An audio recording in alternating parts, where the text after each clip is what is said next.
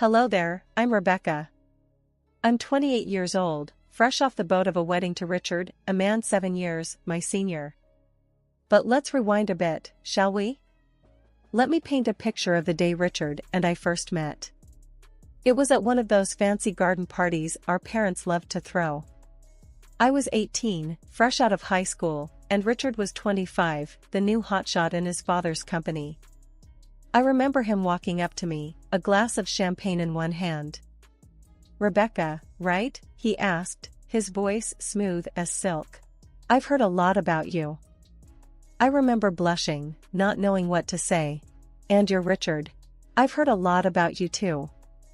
He laughed, a sound that made my heart flutter. Hopefully, all good things. We spent the rest of the evening talking, laughing, and to my surprise, connecting on a level I hadn't expected. It was that night that our parents, seeing us together, got the idea of us getting married.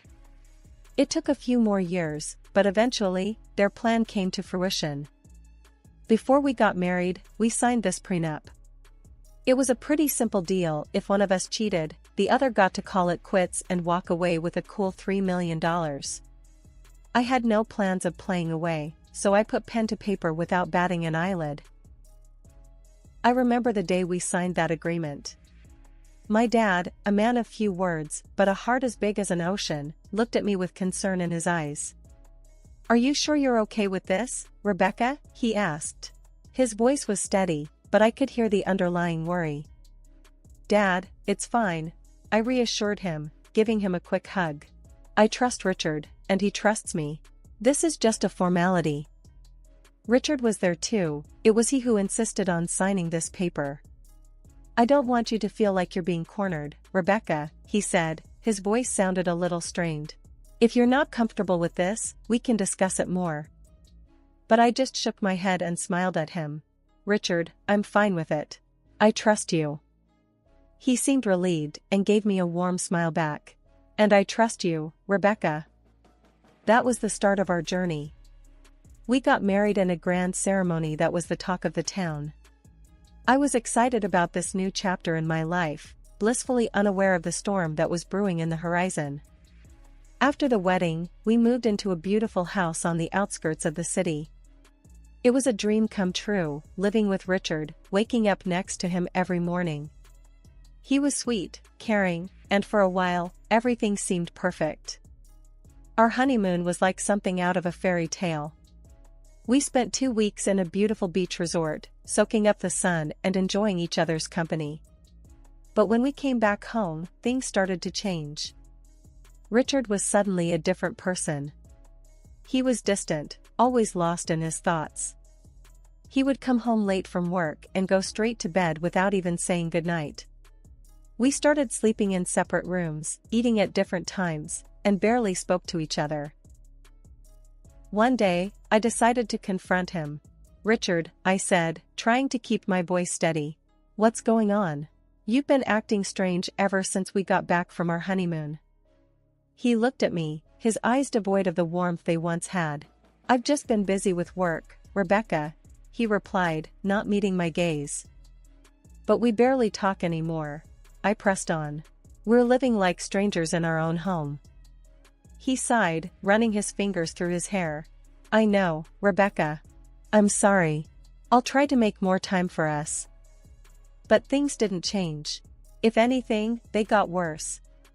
Richard started coming home even later, sometimes not until the early hours of the morning.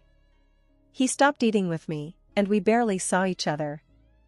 I started having suspicions. Was he seeing someone else?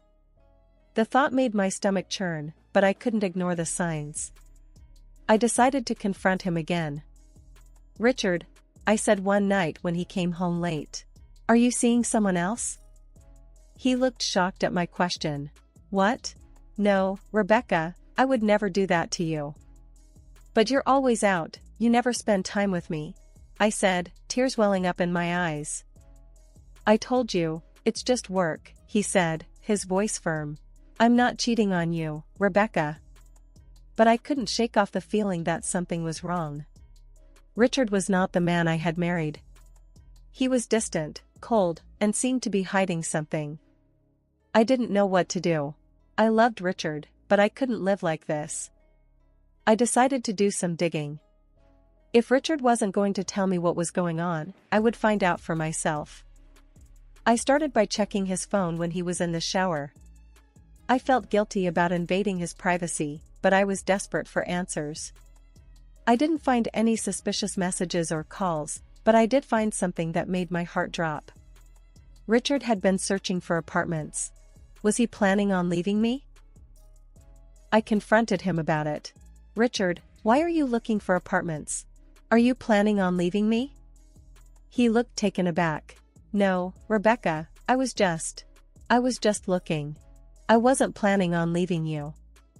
But why were you looking? I asked, my voice trembling.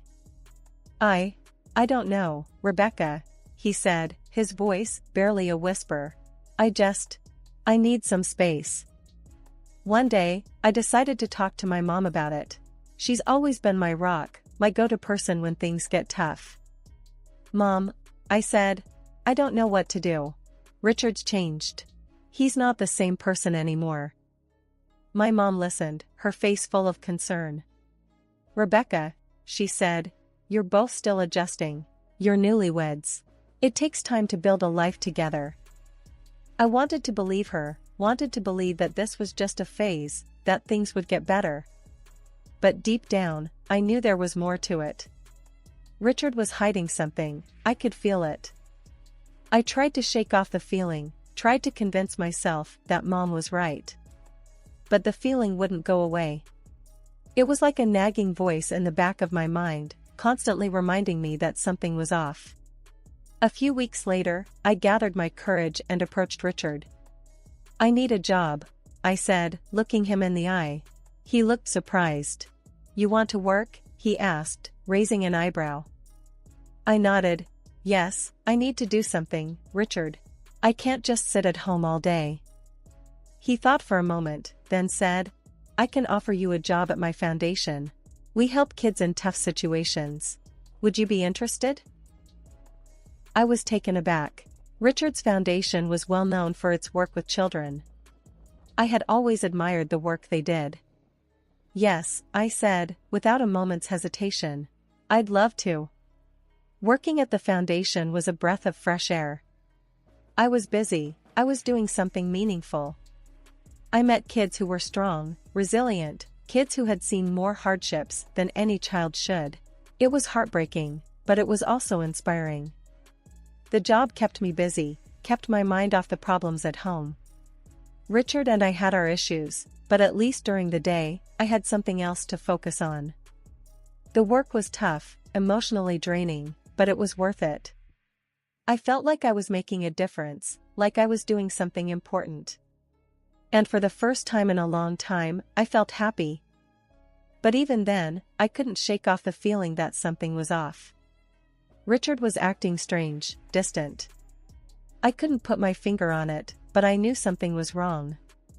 And I was determined to find out what it was. Left with a whirlwind of questions and a heart heavy with betrayal, I decided to hire a private detective. I needed to know if Richard was cheating on me. It wasn't just about my pride, it was about my peace of mind. I couldn't live in the shadow of doubt, constantly wondering what went wrong. And then there was the prenup, the one we signed before we got married. If Richard was cheating on me, it wasn't just a betrayal, it was a costly mistake. I found a detective agency in the city, run by a man named Joe. He was an ex-cop, a grizzled veteran with a keen eye and a no-nonsense attitude. I told him my story, my suspicions, and he listened, his face impassive. I'll do my best, Rebecca, he said when I finished. But I can't promise anything. If your husband is cheating, he's doing a good job of hiding it. I nodded, understanding. I just need to know, Joe. One way or another, I need to know. I remember the day he came to give me his report. His face was serious, his eyes sympathetic. I'm sorry, Rebecca, he said. I couldn't find any evidence that your husband is cheating on you. I felt a strange mix of relief and disappointment. Part of me was glad that Richard wasn't cheating, but another part of me was frustrated. If he wasn't cheating, then why did he leave? What was he hiding? Are you sure, Joe? I asked, my voice barely a whisper. There's nothing at all? Joe shook his head. I'm sorry, Rebecca. I know this isn't what you wanted to hear. I thanked Joe and paid him for his services. As I watched him leave, I felt a profound sense of loss. I was back where I started, with more questions than answers. I was working at a charity fund when he walked in. His name was Daniel, the new guy. He was handsome, with a charming smile that could light up a room. He was smart, with a quick wit and a sharp mind. He was funny, with a sense of humor that could make anyone laugh. And he looked like a famous actor, with his chiseled features and striking good looks. In short, he was my ideal man. But as much as I was drawn to Daniel, I couldn't shake off a feeling of unease. His arrival seemed too perfect, too convenient. I couldn't help but think about Richard and the prenup. If I was caught cheating, I would have to pay a hefty sum of $3 million. Could Daniel be a trap set by Richard to catch me in the act?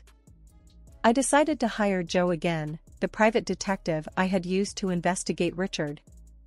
I asked him to look into Daniel, to see if he had any connections to Richard. Joe agreed to take the case. He started investigating Daniel, digging into his past, his connections. He followed him, watched his movements, his interactions. He was as thorough as ever, leaving no stone unturned. In the meantime, I tried to keep my distance from Daniel. It was difficult, especially when he was so charming, so attractive. But I had to be careful. I couldn't afford to fall into a trap, not when there was so much at stake. One day, Daniel asked me out for coffee. I was torn. Part of me wanted to say yes, to get to know him better. But another part of me was scared, worried about what Joe might find. I'd love to, Daniel, I said, trying to keep my voice steady. But I'm really busy right now. Maybe some other time. Daniel seemed disappointed, but he didn't push. Sure, Rebecca, he said, his smile dimming slightly. Some other time. I felt a pang of guilt. What if I was wrong? What if Daniel was just a nice guy, and I was letting my suspicions ruin a potentially good thing? But I couldn't take the risk. Not until I knew for sure. A few days later, Joe came to give me his report. His face was serious, his eyes hard. I'm sorry, Rebecca, he said. But your suspicions were right. Daniel is working for your husband. I felt a rush of emotions. Anger at Richard for trying to trap me. Relief that I hadn't fallen for it. Sadness that Daniel wasn't who I thought he was. But above all, I felt a sense of vindication. I wasn't crazy. My suspicions were valid. Thank you, Joe, I said, my voice choked. You've done a great job. As I watched Joe leave, I felt a strange sense of closure. I had dodged a bullet, avoided a costly mistake. But I had also lost something. The image of the ideal man, the hope of finding love again. It was a bitter pill to swallow. But I wasn't going to let this get me down. I was stronger than that. I was going to move on, to find happiness again. I didn't need an ideal man. I just needed someone who was real, who was honest. And I was going to find that person, no matter what. I could have sent Daniel packing right then and there, but I decided to take a different route. I chose to play along, to befriend him. All the while, I made sure to keep my behavior above board, not giving Richard any reason to point fingers at me. Daniel, however, took my friendliness as a sign of something more. He started to loosen up, thinking he had me charmed. The irony was, he was the one getting played. But I didn't let Daniel in on the secret. I couldn't risk him running back to Richard. So, I kept up the act, maintained the friendly facade. One day, I decided to up the ante. I asked Daniel to join me for lunch, making it sound like a casual discussion about charity work. He agreed, a smug smile plastered on his face. He thought he was making progress. We found a quiet spot in the cafe. So, Daniel, I began. How are you finding the charity work? He shrugged, a confident look in his eyes. It's good. Different, but good. And Richard? I asked, trying to keep my voice steady. What do you think of him? Daniel looked surprised. Richard? He's okay, I guess. Why? I shrugged, attempting to look casual. Just curious. He's a bit of an enigma, isn't he? Daniel laughed, clearly relieved. Yeah, he can be a hard one to read. We continued to chat about work, about life. I made sure to keep my tone neutral, not to give him any reason to be suspicious. In the days that followed, I continued to play along. I kept up the friendly act, making sure to never cross the line. I was always on my guard, always careful. It was a risky game, but one I was willing to play. For now. One day, during one of our lunch meetings, Daniel looked at me, a serious look on his face. You know, I've been thinking. I raised an eyebrow, a chill running down my spine. About? He shrugged, looking uncomfortable. About us. About this thing we have. I felt my heart skip a beat. This was it. The moment I had been dreading. I forced a smile on my face. And what is it that we have, Daniel? He looked at me, a hopeful look in his eyes. I think we have something special. I felt a pang of guilt. Daniel was falling into my trap, just as I had planned. But it didn't feel right. It didn't feel good. But I had to keep up the act, had to keep playing the game. So, I smiled at Daniel, a fake smile plastered on my face. Yes, Daniel, I said, my voice barely a whisper. We do have something special. And just like that, I had set the trap. The game was on. But at what cost? The Cold War at home with Richard was as icy as ever. We'd occasionally run into each other, exchange chilly greetings, and then retreat to our separate corners. Most nights, he'd be at his apartment, claiming it was more convenient for his work commute. One sunny afternoon, I dialed Daniel's number.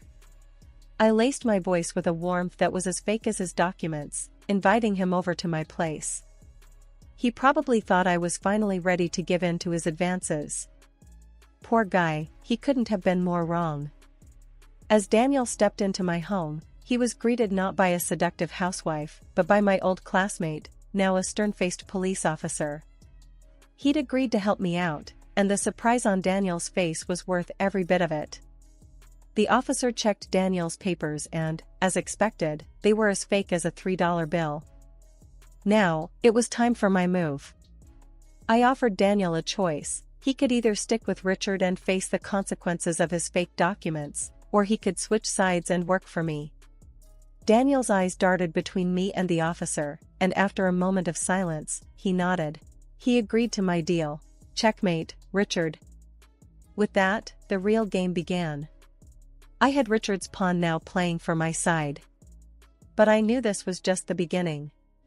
Richard was a crafty man, he wouldn't go down without a fight. In the days that followed, I kept a close watch on Daniel. Despite his agreement, I knew I couldn't fully trust him. He was a wild card, a potential threat, but for the time being, he was a useful one. One day, I summoned Daniel to my office. We need to talk, I said, my tone serious. He looked at me, a hint of unease in his eyes. About what? About Richard, I replied. I need to know everything. His plans, his strategies, everything. Daniel hesitated, then nodded. Okay, I'll tell you everything I know. And just like that, I had my insider. My counterattack was ready. But this was just the beginning. The real battle was still ahead of us. Richard wouldn't go down without a fight, and I had to be prepared. I had to be ready. Because this wasn't just a game anymore, it was war. And in war, there are no rules. Only survival. Days turned into weeks, and I was getting antsy. I wanted to confront Richard, to show him I wasn't the pushover he thought I was. Joe, whom I turned to once again, had given me some advice. Push Richard, he'd suggested, make him think you've fallen into his trap. It was a gamble, but I was ready to play the game. So, Daniel and I staged a photo shoot. We posed in ways that could be seen as compromising, as proof of an affair. But we were careful. We kept the originals, where everything was as innocent as a Sunday school picnic.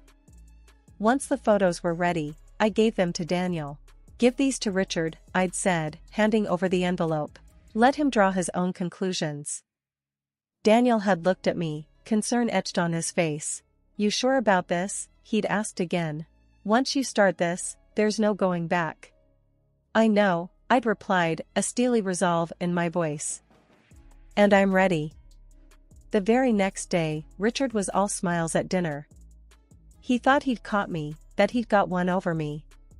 But he didn't say a word about it. But I wasn't worried. I knew what was coming. I was ready. Meanwhile, Joe was on the case. He was digging up dirt on Richard, finding all the evidence we needed. He was good at his job, and I trusted him. And finally, Joe called. Richard relaxed and lost his caution. "I've got him," he said, his voice rough with satisfaction. "I've got all the proof of Richard's cheating. Photos, videos, the whole shebang." I felt a rush of excitement. "Good," I said, a smile spreading across my face. "Let's bring him down." But I didn't confront Richard. Not yet. I wanted him to think he was winning. I wanted to see the look on his face when he realized he'd been played. So, I waited. I played the part of the dutiful wife, waiting for Richard to make his move. I knew what was coming, and I was ready. The clock was ticking towards the family dinner. I knew this was it, the showdown. I felt a strange calmness. I was ready. The dinner was at Richard's parents' mansion, a sprawling estate that reeked of old money. Richard was there, of course, playing the doting son and husband. But I knew the truth. And soon, everyone else would too. We were halfway through the main course when Richard cleared his throat. He stood up, a smug smile playing on his lips. "I have something to say," he announced, his eyes on me. He pulled out a set of photos of me with Daniel. He tossed them on the table like he was playing a winning hand. "Proof," he said, his voice filled with triumph, "of my wife's infidelity." The room went quiet. I could feel everyone's eyes on me. But I didn't flinch. I was ready for this. I calmly stood up, meeting Richard's gaze. "Yes," I said, my voice steady. "I know this man. But he's not my lover. He's an actor. Hired by you, Richard, to frame me." I pulled out my phone and hit play. The room filled with the Daniel's voice, confessing everything.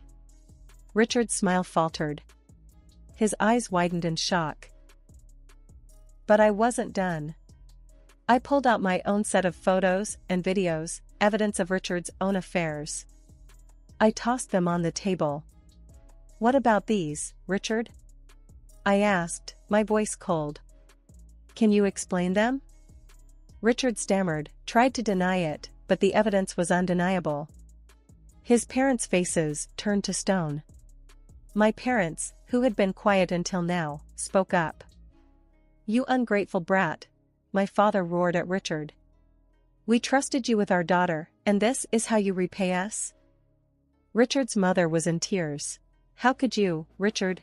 she sobbed. "How could you do this to us, to her?" The aftermath was swift. We divorced. Richard's parents, furious at their son's deceit, fired him from their company. His reputation was in tatters. And me? I walked away with $3 million in compensation. Now, Richard is jobless, scrambling to pick up the pieces of his life. And me? I'm free. I'm enjoying the peace, the silence. I'm enjoying my life without Richard. I won. I took on Richard and won. I outsmarted him, played his own game better than he did. And it feels good. It feels right.